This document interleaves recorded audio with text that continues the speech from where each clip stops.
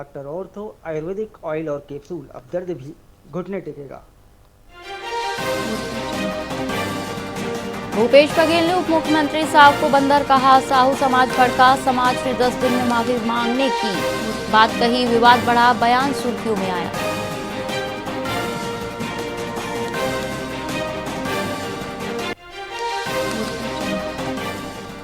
छत्तीसगढ़ में जनगणना 2027 की तैयारियां तेज। सरकार करेगी डिजिटल गणना। केंद्र ने गृह विभाग को नोडल बनाया। तैयारी में तेजी और तकनीक पर दिया जोर।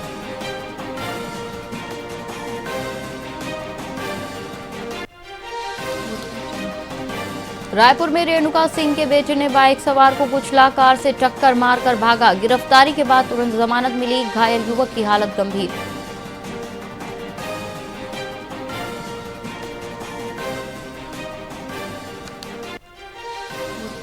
जशपुर खरीदी केंद्र से 20,586 क्विंटल धान गायब। रिकॉर्ड में हेराफेरी कर 7 करोड़ का घोटाला। फड़ प्रभारी गिरफ्तार। 6 के खिलाफ एफआईआर दर्ज।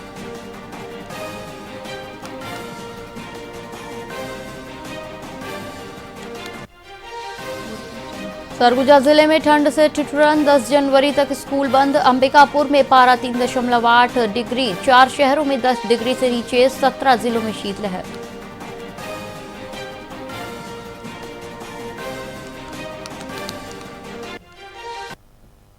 नमस्कार, आप देख रहे हैं वीआईपी न्यूज और मैं हूं आपके साथ एकता सिंह। आइए रुक करते हैं खबरों की ओर।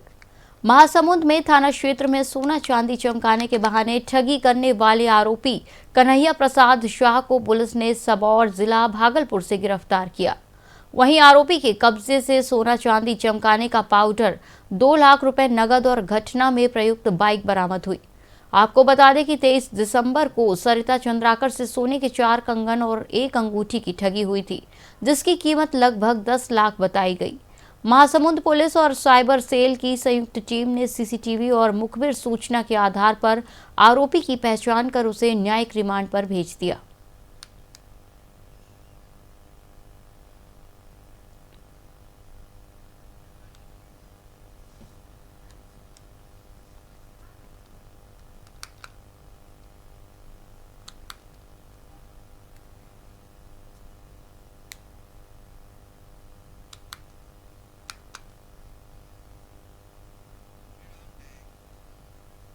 महासमुंद के ग्राम ठाकुरदिया कला में शासकीय प्राथमिक शाला में शिक्षकों की कमी से नाराज ग्रामीणों ने स्कूल पर ताला जड़ दिया।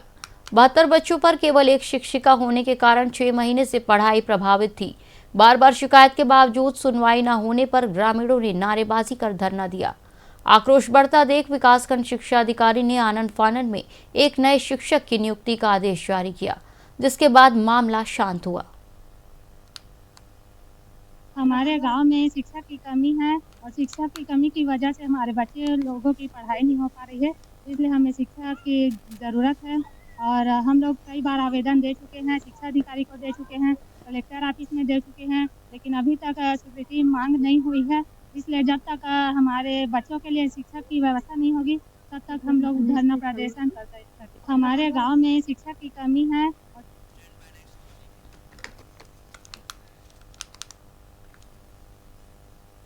एमसीबी जिले के जिला पंचायत सीईओ अंकिता सोम ने मनेन्द्रगढ़ जनपद पंचायत कार्यालय का औचक निरीक्षण कर प्रशासनिक अमले में हड़कंप मचा दिया। बिना किसी पूर्व सूचना के पहुंची सीईओ ने उपस्थिति पंजी की जांच की, जिसमें 2 कर्मचारी अनुपस्थित पाए गए, जिन पर कार्रवाई के निर्देश दिए गए। निरीक्षण के दौरान उन्होंने दफ्तर की साफ सफाई, पेयजल और जनता की सुविधाओं का जायजा लिया।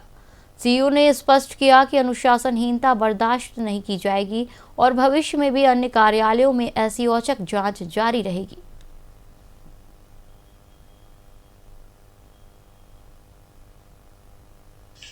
जो कर्मचारी हैं साइट पर उपस्थित पाए गए हैं, उनको तो अवैतनिक करने की कार्रवाई की ही जाएगी, लेकिन प्रशासनिक कसावट के लिए यहाँ जनपद की जांच के लिए मैं आई हुई हूँ, ताकि फाइलों का संधारण हो सके, सही समय पर फाइलों का संचालन मूवमेंट हो सके। प्रभुत्व की भी मैं जाँच करूँगी। बेसिक हमारा अभियान जो रहता है स्वच्छ भारत मिशन के अंतर्गत ऑफिस में साफ सफाई हो, फाइलों का संधारण सही तरीके से हो, आम जनता के लिए बैठक की व्यवस्था, पेयजल की व्यवस्था, शौचालय की व्यवस्था रहे और टेबल में जो कार्य विभाजन हुआ है बाबुओं के बीच, उसके अनुसार वो काम कर रहे हैं नहीं, ये मेरा देखना आज इसलिए मैं नोटिफिकेशन कराई हूँ जिला पंचायत की पूरी टीम से।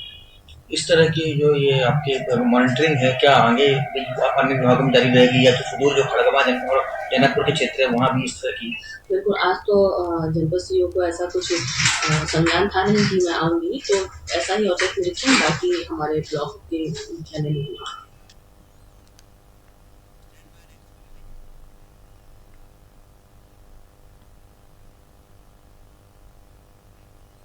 आबकारी विभाग की अधिकारी वीणा भंडारी पर होटल में दबंगई, मारपीट और अवैध वसूली के गंभीर आरोप लगाए गए।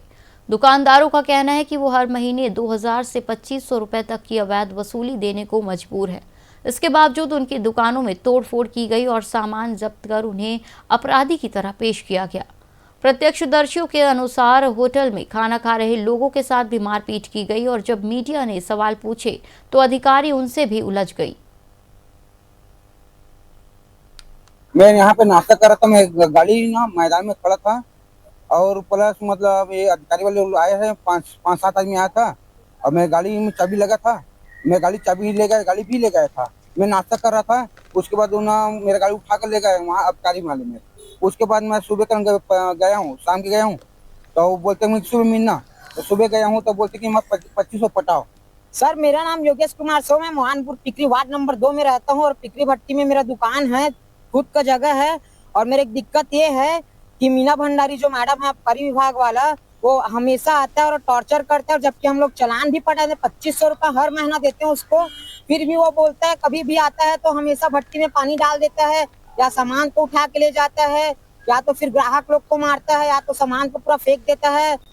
यहाँ पे आए दिन आबकारी वाले लोग आते रहते हैं, 3 महीना 4 महीने में आएंगे एक बार ऐसे बोल देते हैं और यहाँ तक ये लोग चालान बनाते हैं और 10 दिन 15 दिन के अंदर आते रहते हैं। मीना भंडारी मैडम हम लोग को दुकान 3 बजे के आसपास बंद हो गए थे और जबरदस्ती में मोहल्ले में चल रहे थे तो मेरे को पकड़ा कलर को और चलो आपका दुकान मेरे को देख करके दुकान बंद कर दिए बोले और मोबाइल को हाथ में पकड़े थे जबरदस्ती और बोल रहे थे कि मेरा वीडियो बना रहे हो बोलकर और जबरदस्ती आरोप लगा रहा कि मेरे कलर वालर को पकड़े हो, छेड़छाड़ की हो बोलकर जबरदस्ती।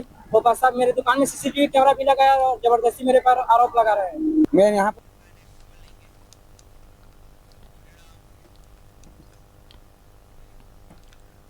एमसीबी जिले में धान खरीदी के दौरान पट्टा मिलान न होने से परेशान किसान कलेक्ट्रेट पहुंचे।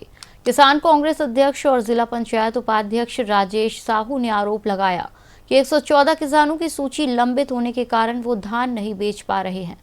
पूर्व में मिलान सही पाए जाने के बावजूद किसानों को दोबारा कागजी प्रक्रिया में उलझाया जा रहा है। खासकर कछौड़ क्षेत्र के वन अधिकार पट्टा धारकों को दिक्कतें आ रही है। प्रशासन ने अब शुक्रवार तक का अतिरिक्त समय देते हुए जल्द सत्यापन और निराकरण का भरोसा दिलाया है। देखिए, पूर्व में जब कांग्रेस की सरकार थी छत्तीसगढ़ में तो वन अधिकार पट्टे के माध्यम से किसान अपना पूरे रकबे का धान बेच रहे थे, किंतु इस वर्ष सभी वन अधिकार पट्टा को कछौड़ क्षेत्र में खास करके सबको अपात्र कर दिया गया है। इसलिए हम एक बार इससे पहले पूर्व में गुलाब कमरो जी के नेतृत्व में यहाँ पे आए थे, ज्ञापन दिए थे और जिसको आप लोगों ने भी प्रमुखता से इसे उठाया था, इसके लिए मैं आप लोगों को धन्यवाद भी देता हूँ। लेकिन अभी भी कुछ लोगों का निराकरण नहीं हो पाया था, कुछ का किसी का भी नहीं हुआ था। आज हम दोबारा आए, किसानों के साथ आए हैं, आयुक्त से भी मिले हम लोग, उन्होंने हमको बताया कि आप लोग कुछ सत्यापन किया हुआ लिस्ट हमारे पास आ गई है, आगे भी सत्यापन जारी है और बहुत जल्द हम इसको निराकरण करेंगे और आप लोगों को सूचित करेंगे ताकि किसान जल्द से जल्द धान बेच सके। देखिए,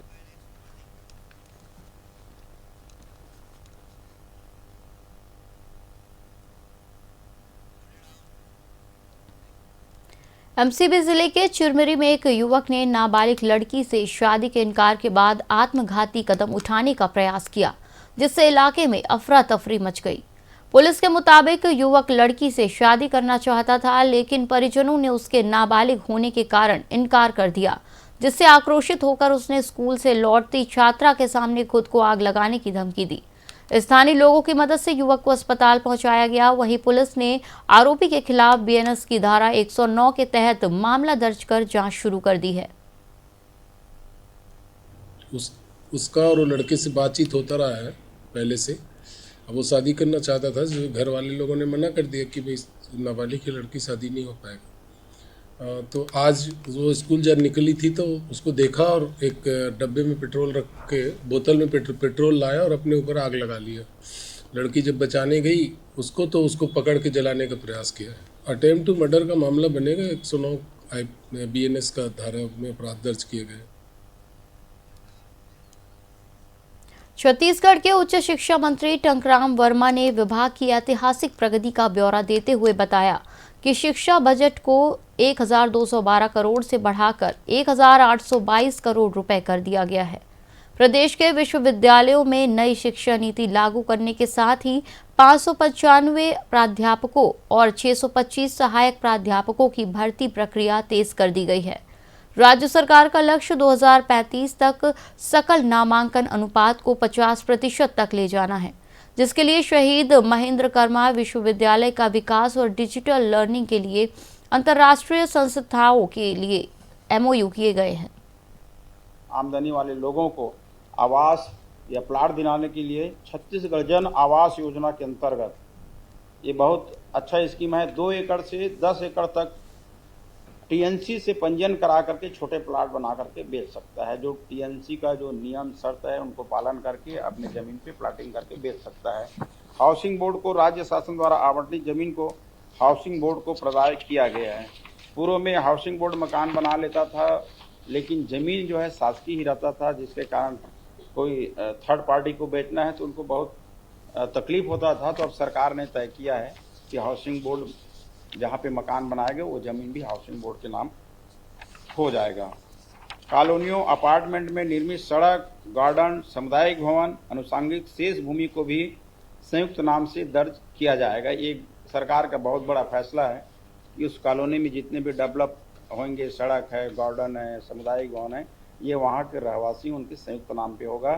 स्वामित्व कार्ड वितरण लगभग 80,000 हितग्राहियों को मिल गया है। ये माननीय प्रधानमंत्री नरेंद्र मोदी जी की एक बहुत बड़ी योजना है। स्वामित्व कार्ड हमारे यहाँ छत्तीसगढ़ में करीब 10 लाख लोगों को देने का लक्ष्य रखा गया है। अभी तक से 80,000 हितग्राहियों को दिया जा चुका है।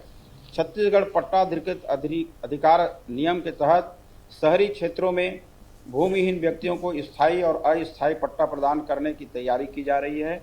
आमदनी वाले लोगों इस बुलेटिन में फिलहाल इतना ही। आप देखते रहिए VIP न्यूज़। नमस्कार।